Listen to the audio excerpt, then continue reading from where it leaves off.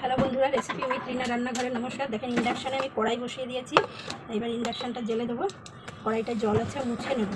দেখেন নতুন একটা রেসিপি করবে। দেখেন আলু আর পটল অফ ক্যামেরায় আমি মোটা মোটা করে কেটে নিয়েছি একটা টমেটো কুচি আর আদা আর লঙ্কা বাটা, আর কিছু না। এর সাথে পরে ধনিয়ার গুঁড়ো দেবো, গরম মশলা দেবো, আর দেবো গোবিন্দভোগ চাল। কে কে খেয়েছেন অবশ্যই কমেন্ট করবেন।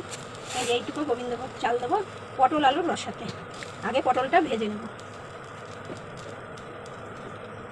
আমি পটল ভাজার জন্য আমি সরিষার তেল দিয়ে দিলাম। ভালো করে লাল করে পটল আলুটা ভেজে নেব, পরে চালটা দেব।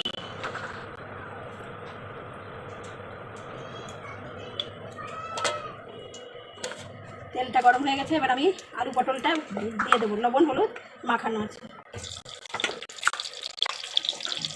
সম্পূর্ণ ভিডিওটা দেখবেন।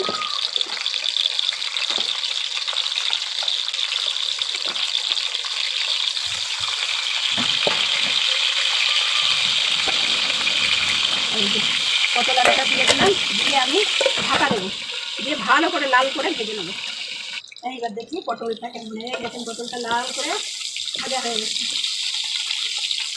একদম লাল ভাজা হয়ে গেছে। আলু দিয়ে পটল দিয়ে এবার আমি মাঝখানে পাঁচফোড়ন ফোড়ন দেবো। এই তরকারিটা পাঁচফোড়ন ফোড়ন দিয়ে করতে হবে, দারুণ একটা রেসিপি। এই যে পাঁচফোড়ন দিয়ে দিলাম।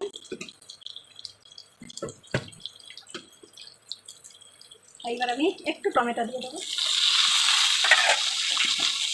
এবার আমি সামান্য একটু আদা আর কাঁচা লঙ্কা বাটা দিই, সামান্য অল্প তরকারি। এই সামান্য একটু আদা আর কাঁচা লঙ্কা দিই। এইবার দিয়ে দেবো পরিমাণ মতো ধনিয়া দিই। এই আমি পরিমাণ মতো একটু ধনিয়ার গুঁড়ো দিয়ে দেবো।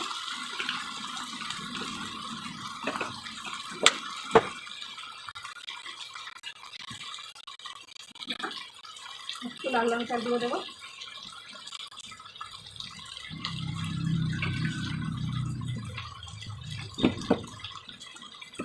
এইবার আমি গোবিন্দভোগ চালটা এই মশলার মধ্যে দিয়ে দেবো, দিয়ে আমি আস্তে আস্তে ভালো করে নাড়াচাড়া করবো। আঁচটাও কমিয়ে দেবো। এইবার আমি এতে নুন মিশিয়ে হলুদ দেবো।